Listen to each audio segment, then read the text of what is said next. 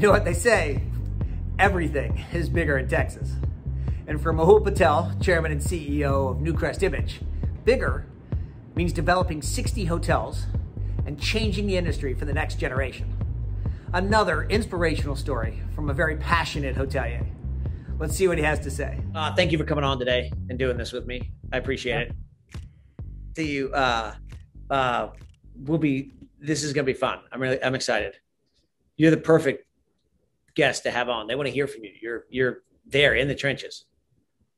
Well, it's always great talking to you. You have done a great every month or every week you're doing this podcast. It's been remarkable. Every Saturday, Sunday, I take time to watch this because very informative, but reality, you get to see what other people are doing and what their journey looked like. So it's a very interesting perspective that you bring in a variety of speakers to come and share their experience, share their journey, and most important, understanding different markets, see what's really happening in different markets. As nobody's traveling, this is the only way to get information is what's really happening in New York or what's really happening in other country that you brought in guy from Equinox. So it's really interesting to see that you brought a variety of panelists and topic that you talked about it. So I'm really happy that you took a initiative out of everybody in the industry, that you're the only one who kept going since last April, I would say. I mean, one, we felt obligated from the conference, as we've said, and we were bored. We had to do something.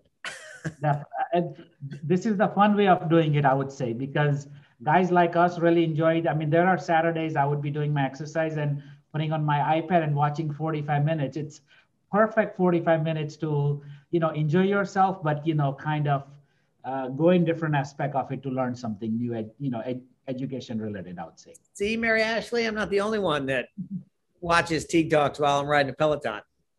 It is. It's a very good. Even I have told some of my younger niece and nephew.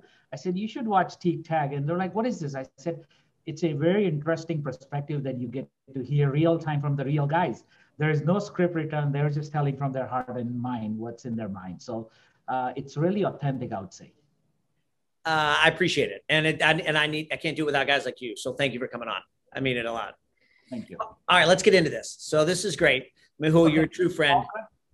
Thank you for joining me today. This is, I'm excited. We got a lot to talk about. And I know you're not going to hold anything back.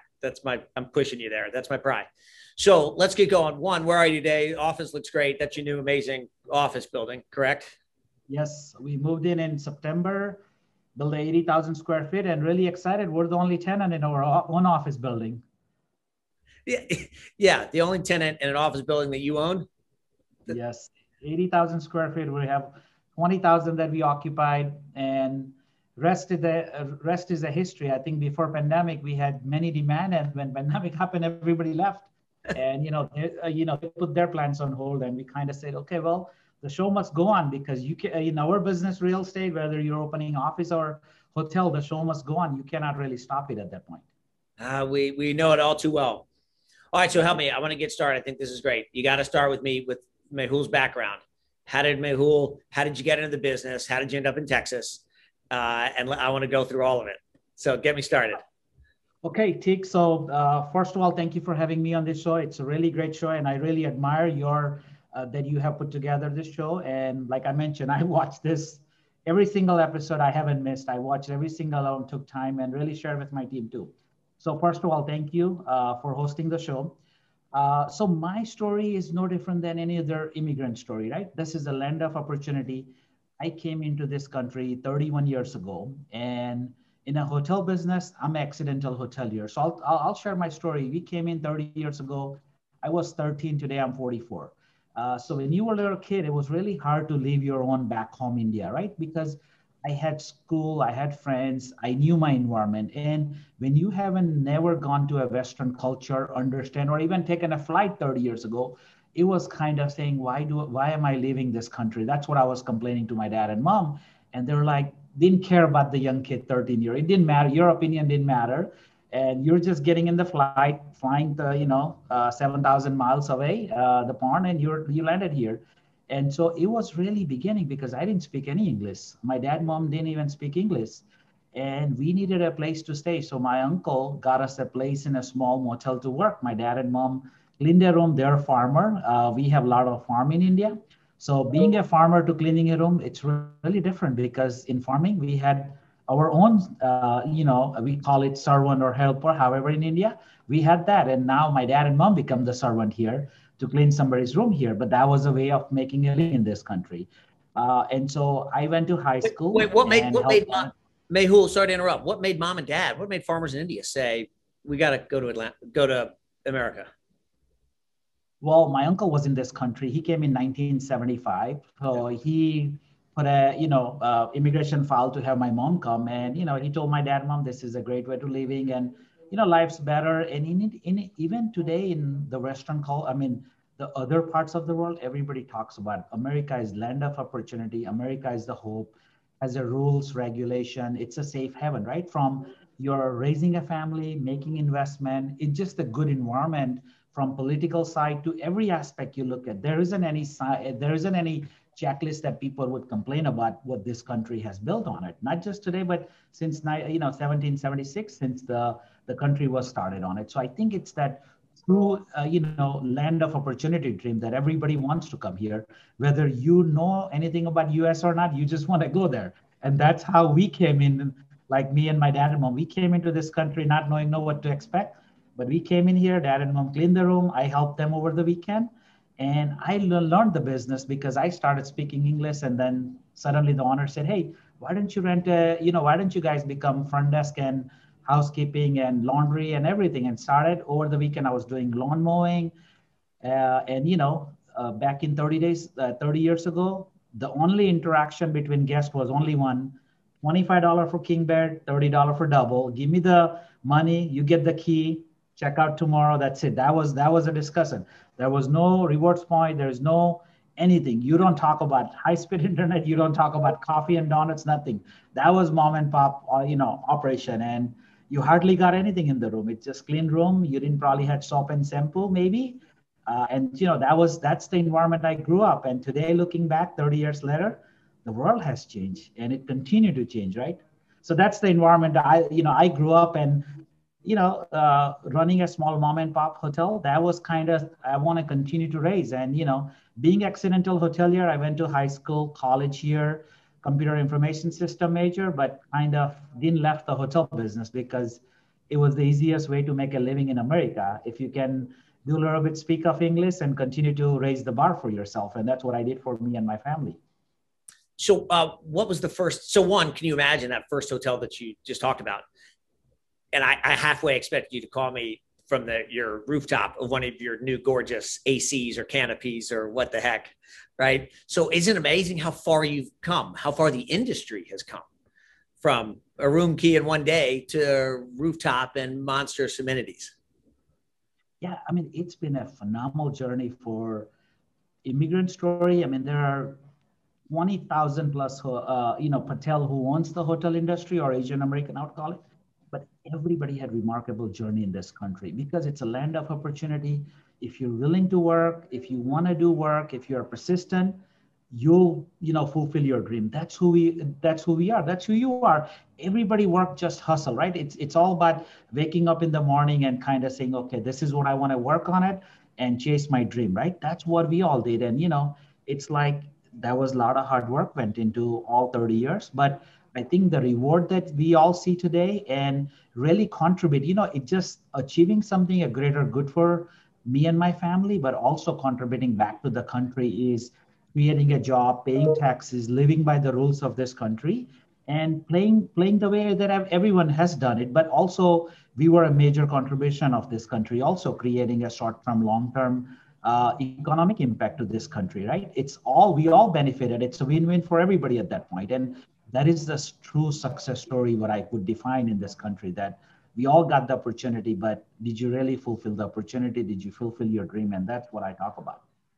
And how many lives are you impacting, right? We all talk about the lives. You've got thousands of employees who are depending on you, quite candidly. Before pandemic, we had 1,200 people, 80 people in corporate office. We were shrunk to 200 people.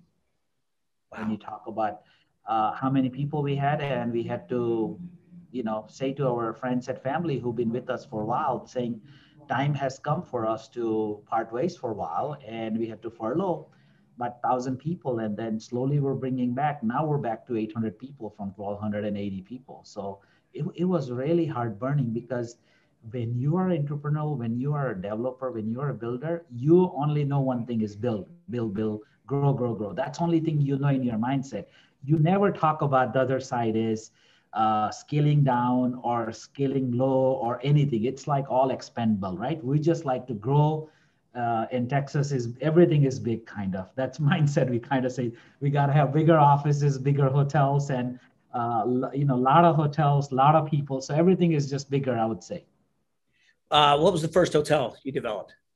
First hotel was a 16-room Malat Motel in Lawton, Oklahoma. That hotel still exists in Lawton. I checked it a couple years ago. I literally drove there and took my selfie picture there. So it's really interesting to see how that hotel is still standing. Wait, you developed? That was the first hotel you built from scratch? No, that was not built. That was okay. Acquisition. The first hotel I built was a Comfort Suites in Rowlett, Texas, 62-room Comfort Suites. And what year was your first acquisition, and what year was your first development? First acquisition was in 1994, and first development was in 1999. Okay, so that's 5 years. Pretty quickly you started developing. Yeah. And how many hotels have you developed since? We had, two ways I'm going to give you stats. So we have owned and operated 185 hotels. 150 hotel we have transacted in last 20 years, primarily last 10 years. And even if I go mirror, it's probably last 7 years, probably. Right, yes. 150 hotel we bought and sold. Out of that, we have ground up construction, 60 of them ground up from scratch. And we didn't have a GC, it was self-performed GC as a company. So that's a remarkable number when you talk about 60 ground up construction. What did it cost you to build? That's an incredible number. Do you remember what it cost to build per key, that first Comfort Suites? I still remember it was $53,000 Comfort Suites back in 1999. And what was your latest and greatest, most expensive cost per key project? We just finished AC Hotel, Phoenix downtown last week. It was right at north of 250 a key. Right. Right. You can build 5 hotels for the cost of 1. Yes. So, but obviously we went from 3-story to 13-story hotel. Everything has changed. I think we talk about the industry has evolved, and that has brought in a lot to art and science to our hotel industry, right? People just have different way of looking for experience when they come to hotel. Everything is just needed out there, but definitely the cost has just gone up, and you kind of ask yourself, is this something do I want to build now, right? That's always a question come up in developers' mind, especially in last 12 months, that would I want to build another hotel now? So I'm going to ask, you're the developer, we're going to ask, is this something you want to build? How's your mindset changed? I think our mindset has become very conservative and kind of begs the question is this the right time to do it? And is this the right industry? And I have went back to every single CEO of the brand and reached out to them saying, hey, I'm a very passionate developer. I'm a very passionate hotelier. We have done 185 hotel. We built 60 ground up construction. And I want to stay in the business. I want to continue to feel the same passion, but our business model has to evolve. Our business model has to define new that every 5-10 years, the business model change. Our business model has to define for guys us like to stay exciting and continue to develop. That is the only way you're going to keep this developer in the business on it, right? And there is a lot of, it's not a franchise, it's not a brand issue. I think it's the industry has to evolve. Our industry hasn't had a time because every 2-3 years we have a cycle that kind of gives up a little hiccup and we go slow down for 5-10% occupancy. And then we pick back again and we just get really busy to continue build, buy, and we never have time to look back. And this pandemic has given us time to look back and say, reflect on your history, your journey, your challenges and say, is this the business model I want to continue? And I love the industry by often. I love to build because I often remind my kids that when I drive around, I want to be able to say this was a vacant land and look at what your daddy and your entire, company has built together. And I want all of our team to take a pride and show their kids that look at what we built from ground up, and we created a jobs, we created a economic impact to the communities, cities where we lived and all that. That is the joy moment that I enjoy, right? Looking at that, building something. And so, today we're still passionate, we're still committed to the industry. It's just the question is, are we all ready to, evolve our industry? Can we change the cost structure? Can we change the way our offering is in the hotel industry? And so that is what the next dialogue that I'm having with all the CEO industry level, talking to every owner developer, and everybody's mindset is the same question. Is our industry changing? Is our industry needs to, redefine the new norm when we came out of the pandemic, right? So what does that look like? Here, I'm going to give you a soapbox here. Stand on this for a minute. But look, you're obviously a bright guy, and I can hear it in your voice. You're like, Teague, I may be getting out. I'm just going to exaggerate to prove my point, getting out of the hotel business. So, geez, man, you're in charge. What needs to change so that we're all energized about our industry? Yeah, so I think there are 4 key critical part that I see. Brand has some works to do. I love our brand partner, Hilton, Marriott, Hyatt, IG, you name it, Choice, Wyndham. They're great partner.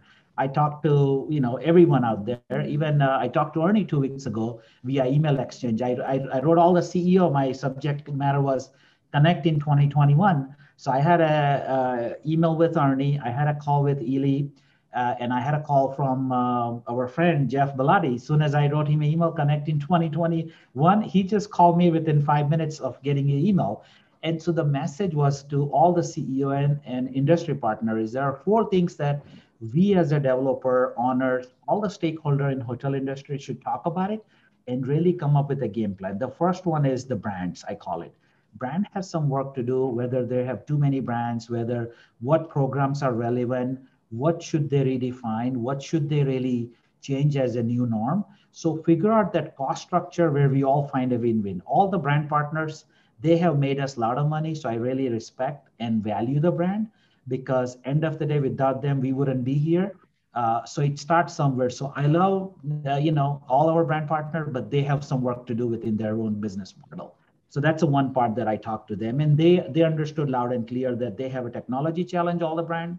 They have some of their old legacy program where they still want us to have a coffee in the room, ice maker, some certain things, and the premium channel in every guest room where we're offering, stream your own device. So it's like, why are we giving everything when you are streaming your own device?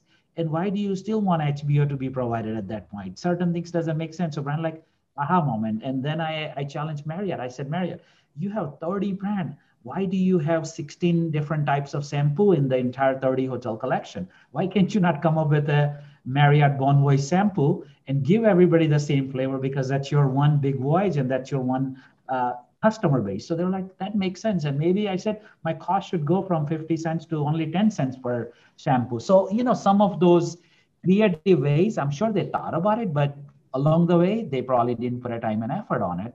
And so now we're kind of saying, guys, I'm not asking anything. I'm just asking simple thing, which common sense that consumer will look at. If you stay in Fairfield or Courtyard, it's the same customer. We take the same money. We give them the same points. We give them the same benefit offering. So why are we telling them any different about soap, shampoo, and all the brand standard? We're making other people rich by giving, Neutrogena and this shampoo and Teague and all that stuff. So I think some of those messaging has, resemble very well. And Ernie was very proactive. He said, all this makes sense. Why would we not do it on it? So, that was one segment of the brands. I'm going to push back a little bit. Aren't they trying to differentiate brands?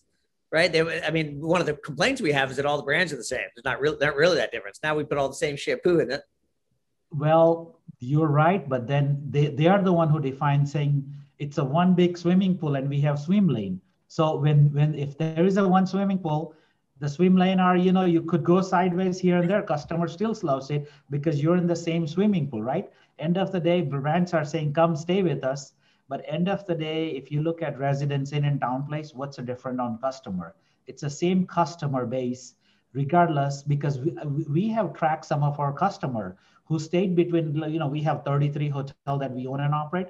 There are customer base who has traveled within our portfolio. it's the same customer base. He enjoys everything. And sometimes I'm sure customer may say, out of all this 8 different shampoo brand, I like the 2 are better. Why are you giving me others? So at some point we could even make simpler process for us and our customer base also.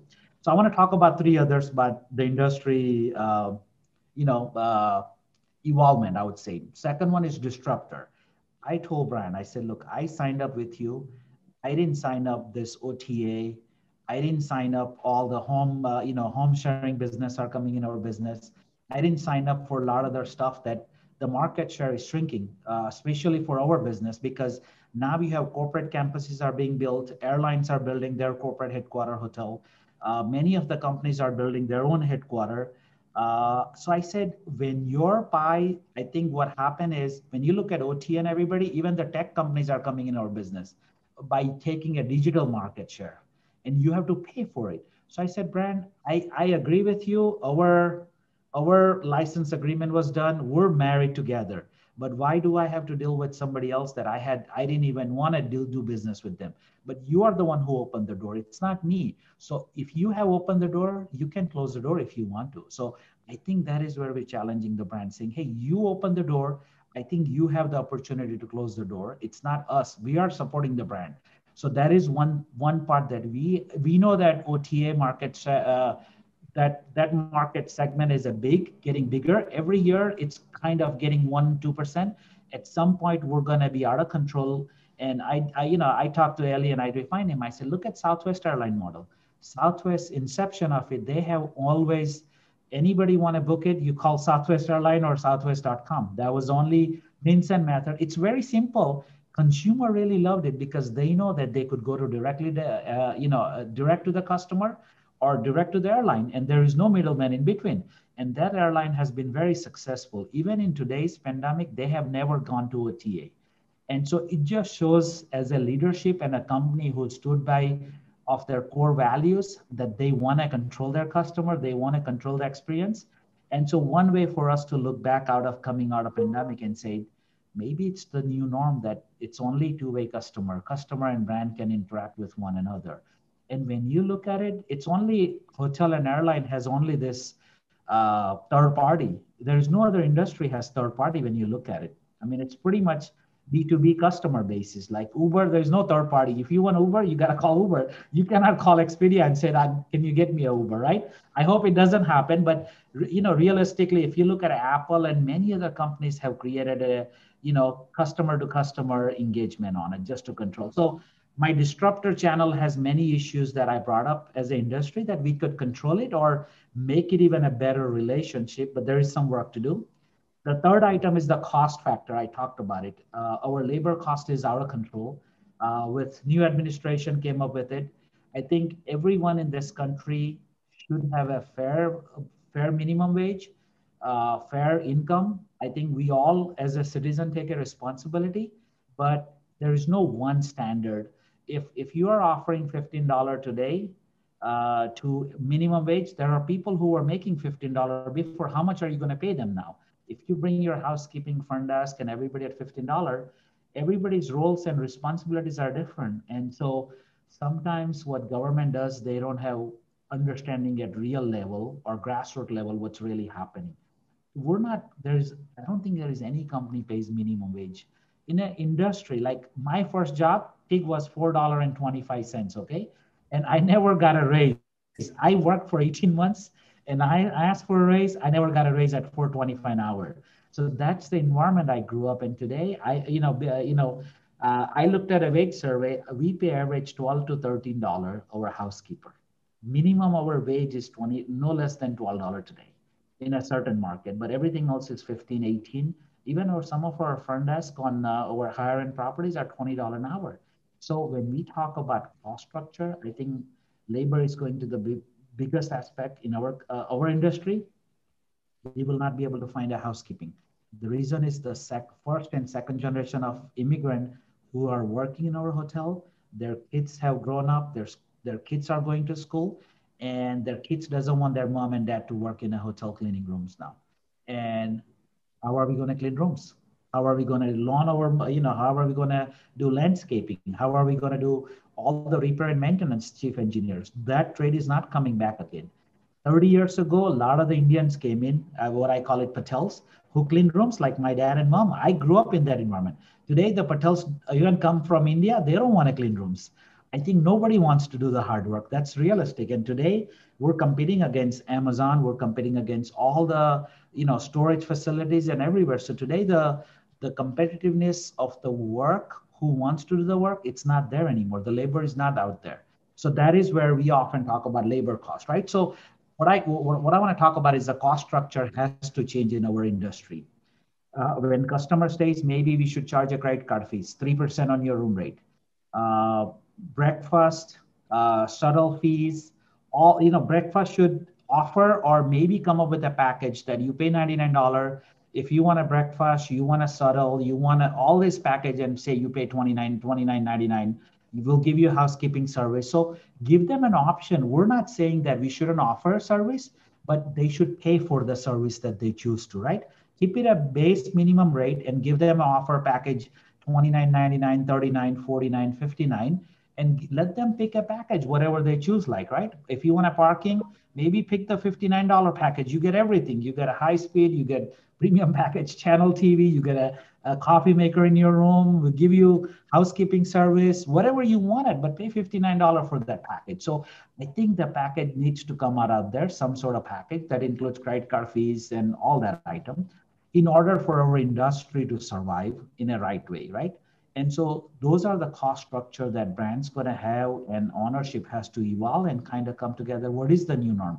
Some of the stuff the ownership and the brand are providing to consumer, they really may not want it. And we're just putting out there just in case if they want it, right? So I think time has come to change the cost structure model. So that answers, I was going to ask, do you think we could pass this along to the customer, right, which is the guest? So in essence, what room rate do you have to charge to be able to pass higher labor? You're suggesting we do it like the airlines, charge for bags, charge for this, charge for everything. You think you can get away with that? You think the customer will pay that? Yeah, I think today's consumer, if you look at how we talked about 30-year journey, the consumer mindset has changed. Like I have stayed at Ritz-Carlton or JW or many of the high-end hotel. I don't want the bellman to pick up my cards. I mean, I'm the mindset as a humanity saying, hey, we can take care of our own bags. I'm not looking for that, right? I'm a healthy enough guy. I could take care of my own baggage and my own stuff out there.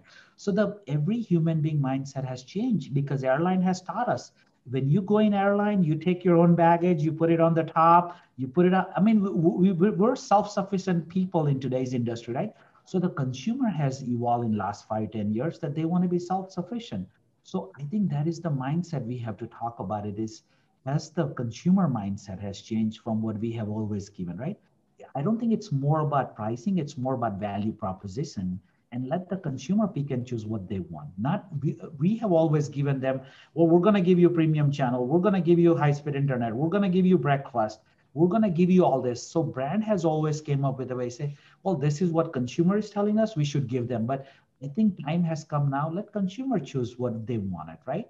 And the brand standards are very good, but come up with some ways that where we are becoming a little bit flexible and giving it, because who are we competing?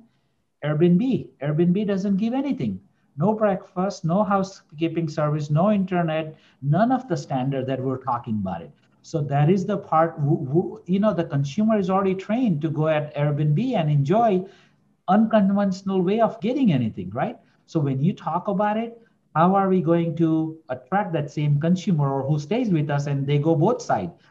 People often talk about it. Is Marriott customer loyal? Does he go to Hilton, Marriott, Hyatt? Well, they all enjoyed the experience among all the families of brand. So I think our consumer is well versed of enjoying all level of home sharing business, OTA obligation. When you stay with OTA, you don't get a brand points. They're okay with paying OTA. It costs the owner, and they don't even get a points on staying on OTA. Customer is okay with it. So some of the stuff unconventional way, the customer has accepted it. I think if we put us saying, hey, Mr. Customer, if you want to come enjoy it, we love you. We're going to charge you $99 or $199. Here are 2 packages. $39.99, $59.99. Pick what you want. If you don't want to save money, it's good for the environment because we're not wasting those products and services for no reason and really making it better for the environment also. So I think it's the marketing piece we all really need to enjoy. Everybody talk about, right? The environment, right? It's everybody's discussing that every human in this earth universe has a responsibility towards the environment. So I think if you come and stay, if your room doesn't clean next day, it's okay because we're living in the home. It's your own belonging. You know, nothing's changed. It's okay. We can get by with it. It's not end of the world. I mean, I'll tell you this. Last week we had Texas major snowstorm. We have a 300 room courtyard and town place. We had 280 room occupied for 48 hours, where the customer did not have a water, customer did not have electricity, and no F&B because we had no power. When you don't have power, you don't have hot water or nothing. Customer stayed in the room. Only thing we offered them was a hot chocolate because that's the only thing we could get. There's nothing else. 280 customers stayed in the hotel without anything for 48 hours. They couldn't charge their cell phone. They couldn't watch TV. They couldn't talk to, for the last 12, 18 hours, they couldn't even talk to their family member. The people who got really cold, we had three shuttles. We brought it on the canopy. We warm up those van. People came from the room and they got warm up in the van. So people can accept reality. People are understandable. People are understand the market has changed and everybody's expectations are different. I mean, wow, that was a lot, Mehul. I was kidding when I was offering you a soapbox, but you put a lot of thought into this. And I don't know. I'm curious, when are you going to get started? Let's go. I have already started my journey with talking to all our brand partners, very cordial way, right? I said, all I'm talking about is, does it make sense for us to talk about new norm, right? Does it talk about, it's okay. Like, when I, we have opened 6 AC hotel, right? So I reached out last week to our friends, Eric Jacobs at Marriott. I said, Eric, this is my 6th opening from the journey we started in 2014. And that was a new for our company to do something lifestyle hotel. We didn't even heard the word lifestyle back in 2012. What the heck is lifestyle, right? We kind of said, we're all lifestyle. And then they spun it such a way, well, lifestyle people only stay in the hotel. And when we opened the hotel, we had people, 75-year-old adults, kids, senior citizens, they all stayed in because they had money to spend. They wanted the experience. We couldn't define the swim lane for them. Everybody to that swim lane kind of saying, hey, I have money, I'm going to stay at your AC. I'm going to enjoy the art, light, and music. So, it's kind of consumer we brand and ownership sometimes have put our own on our way to say, this is what consumer want. No, we don't know what consumer want. Let them come and tell us what they want. And if we say we don't have that, sir, they're perfectly fine. They'll figure out their own way. Because today now Uber can come and bring them, Uber Eats, they can bring them food. They can go anywhere they want. So the consumer wants freedom. Like I'm kind of same belief. When I go there, I don't want to plan everything. I just want to be out there, go experience the city. And I'll decide when I go there what I want to do, because that's what I want to go out there and create my own experience. I don't want to build my experience ahead of it. I want to go there and create my experience while I'm there, right? That is the magic moment. So the last part I want to talk about on a cost structure was a regulation. In our industry, there's 4 pillars that I talked about: brands, disruptor, cost, and the last one is regulation. Our industry is burdened with a lot of regulation. HR regulation, you talk about OSHA, you talk about swimming pool lift, the list just continue to goes on. The last one that has happened on the last 2 segment, 2008 financial, the financial downturn in 2008 and pandemic. Our real estate market has been hit hard with financial regulation from lending community. CMBS was very detrimental in this round pandemic. You heard it. You often talk about with your many of the great leaders who came and spoke on your show. And so the regulation has really increased now by lending community by saying the interest rate has gone up on for hotel asset because they feel like hotel is a toxic asset, and distribution clauses, many other new regulation that lender has brought in that just made it very hard for hotel owners to do business. Because when you have 35 hotels, somebody has 100, you have $100, $200 million debt. And when you have one things change on your debt, matter, that's a big detrimental that you're not thinking on it. So when you look at, when you just sit down back from your chair and look at, okay, there are 4 things that I need to worry about for my business: brand, cost, disruptor, and regulation. And when you put down the whole issues, there's about 50, 60 of the list item that comes to mind. It's not anybody's fault. It's just that we need to work together as an industry and really build something greater good for the future to come, where the consumer feel like they got the value proposition how they want it. The owner feels like this is the right business model for me. And the brand feels like I'm protecting my brand integrity, but also a good cost win-win business prospect, right? So everybody wins in that whole journey rather than we're just not being fragmented, not just being thoughtful on it, right? Our industry is already fragmented. We had so many franchisees, so many operators. So we drop rate like anything. Dropping the rate is the easiest thing in our industry has learned. Drop from $149 to $99 overnight. We have learned that easily. So why can we not focus on something that we haven't focused on it? So I often talk about our industry is the most fragmented industry in the world, and only way to unite it is start talking about the new norm. Well, I think you're talking about it right now. So congratulations. You can be the lead. You can, we'll all follow you. You get started. You go first. Well, we already started talking, and I'm very happy that all the brands, the leaders have really accepted it. They're saying, yes, it all makes sense. I think we need to have our team work on it. So I'm very pleased that the industry is thinking about it. Industry is saying, I heard about it, but glad that you brought up the point. The only thing I have done is I put it on a screen on one paper and itemize everything for everybody to look at visually, right? So now I'm not talking, I'm visually sharing with people, say, here is my thought process, and I would like for you and your team to review it. So I think I'm very blessed to see that leaders are really want to hear more about it, and do something about it. So can I give you answers about how our industry is recovering now, as Please. I see it? That's the next question, yes. Sorry, so I kind of... Mehul, how's our industry recovering? Okay, so our industry is recovering in following path. We are following vaccine track very heavily. Today, March 2nd, I think there's 1.8 million people are getting doses a day, which is remarkable. 1.8 million vaccine has been administered a day. So that is showing a great progress in our country. That is a domino effect for travel industry. We, as our NewcrestImage portfolio, we have seen tremendous amount of booking in month of March. When we started the month yesterday, we saw 40% occupancy books on the business before the month even started, which is like we never heard of it in last 12 months, right? That's great. I think when we started in April, we started at 7% occupancy. So today to see even the month started 40% occupancy. So I have a good faith and a good confirmation that our industry is recovering and people are starting to travel. Slow but surely they're coming back on it.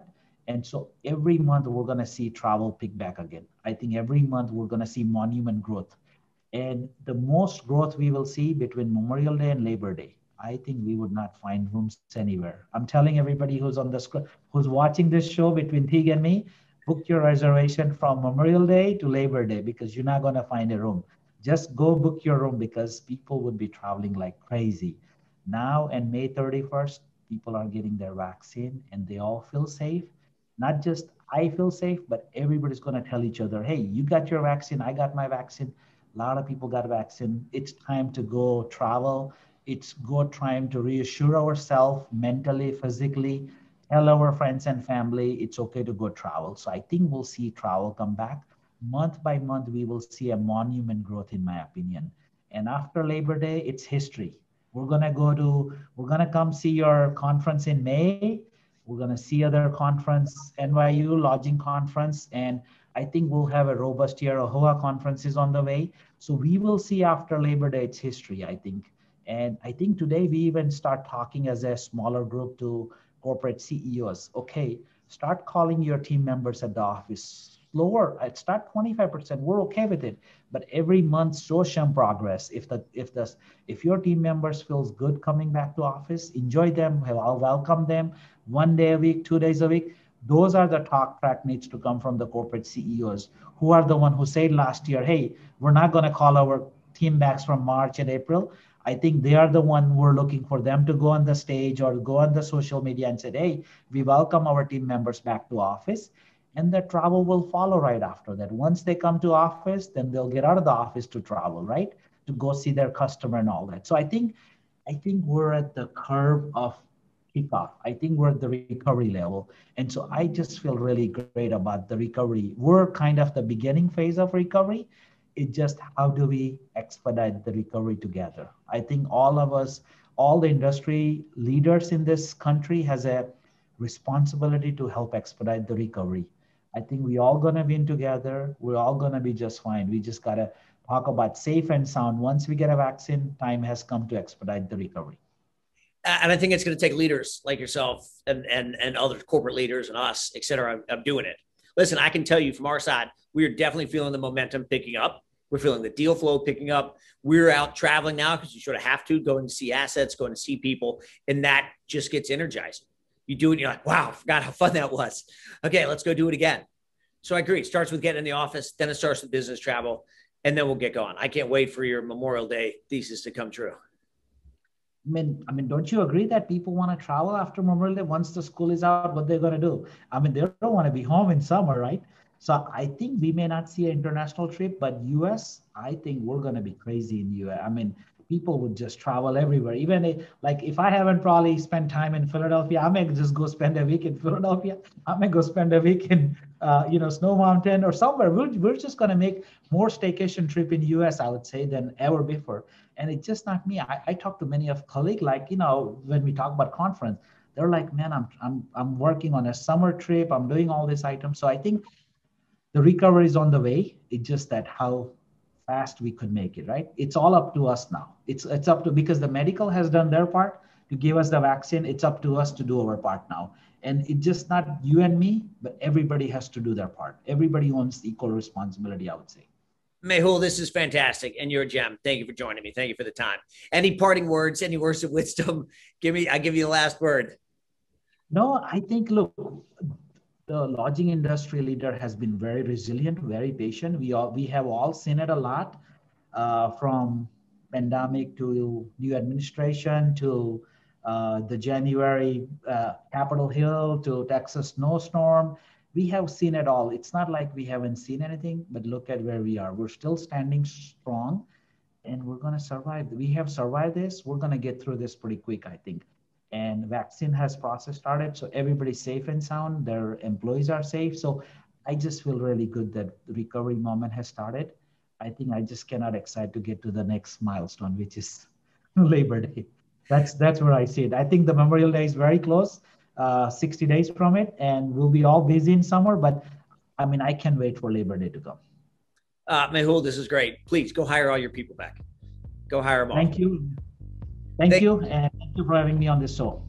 Thank you, Mehul. I mean it. You're a true leader. Keep carrying the flag. Send me this stuff so I can read it. And let's all stay safe. Thank you, my friend.